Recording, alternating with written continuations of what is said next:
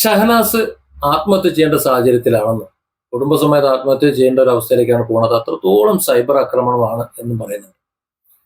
Cyber ആക്രമണം വന്നത് നേരത്തെ രാഹുൽ മാങ്കൂട്ടത്തിൽ മഹാകോഴിയാണ്, അവനെ എനിക്ക് പണ്ടേ അറിയാം എന്ന് പറഞ്ഞിട്ടുള്ള ഒരു പ്രസ്താവന ഇറക്കിയിട്ടുള്ള ഒരു പത്രസമ്മേളനം ഉണ്ടല്ലോ.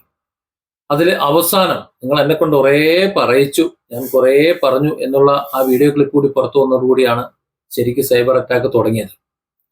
സത്യത്തിൽ എനിക്ക് തോന്നുന്നത് റിനിയും ഈ ഷഹനാസും ഒക്കെ ഒരേ തൂവൽ പക്ഷികളാണ് എന്നാണ്. ആരൊക്കെയോ ഉന്തിത്തള്ളി അങ്ങോട്ട് പറഞ്ഞുവിടാണ്. അവരുടെ ഉന്തലിൽ സഹിക്കാൻ വയ്യാതെ ഇറങ്ങിച്ചെന്ന് രാഹുലിനെതിരെ പറഞ്ഞു പോയതാണ്. അല്ലെങ്കിൽ ഇപ്പോൾ ഷഹനാസിന് രാഹുൽ മാങ്കൂട്ടത്തോട് എന്തെങ്കിലും വിരോധമുണ്ടോ? അവർ തമ്മിൽ എന്തെങ്കിലും ഒരു വിഷയം ഉണ്ടായിട്ടോ പ്രശ്നങ്ങൾ ഉണ്ടായിട്ടോ എവിടെയും കണ്ടിട്ടില്ല. ഒരു പ്രശ്നമില്ല എന്നാണ് നമ്മൾ മനസ്സിലാക്കുന്നത്.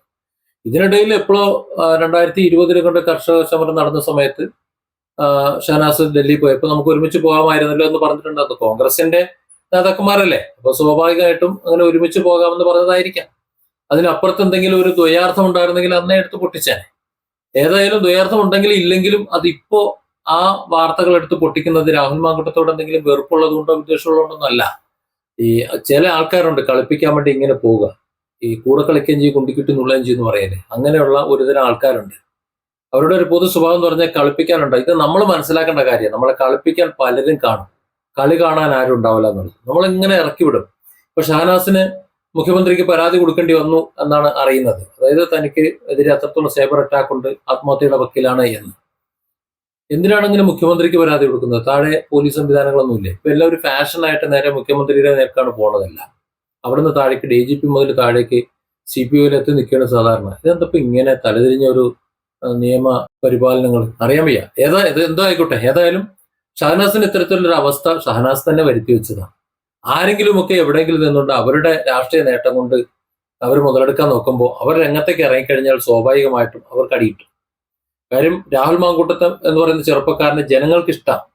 അയാൾ ചെയ്ത തെറ്റുകൾ അല്ലെങ്കിൽ അയാളുടെ അധാർമികത അവർ ക്ഷമിക്കുന്നത് അതുകൊണ്ടാണ്. അവരുടെ ശബ്ദമായി മാറാൻ കഴിയുന്ന യുവാക്കളിൽ ഒരാളാണ്.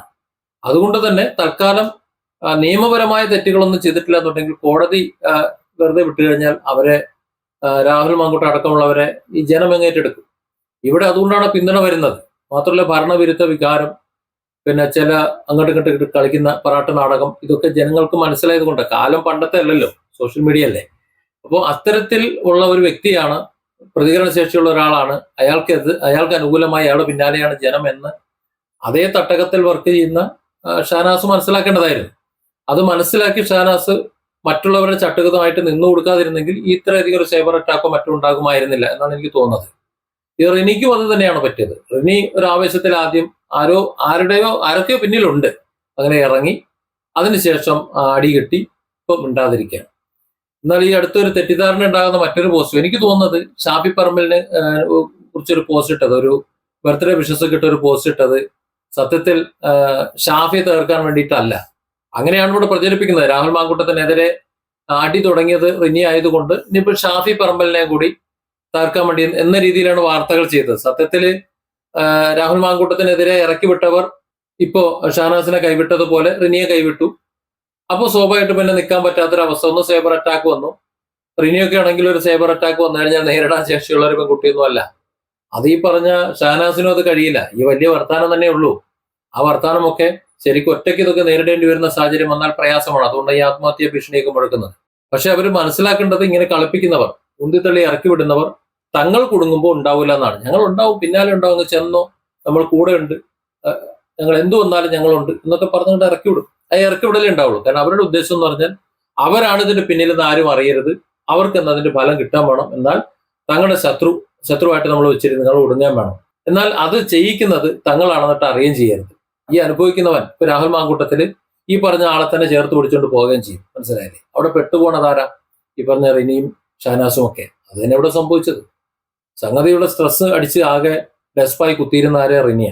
ഇപ്പൊ എന്തേ ആത്മഹത്യ ചെയ്യേണ്ട ഒരു സാഹചര്യമാണ് എന്ന് പറയുന്നത് ആരാ? ഷഹനാസാണ്. ഇതൊക്കെ നമ്മൾ നേരത്തെ ആലോചിക്കണ്ടേ? കളിപ്പിക്കാൻ പലരും കാണും, കളി കാണാൻ ആരും ഉണ്ടാവില്ല. അവനും തന്നെ ഉണ്ടാവുള്ളൂ. അനുഭവിക്കുക. Different angles. Don't forget to subscribe and support this channel.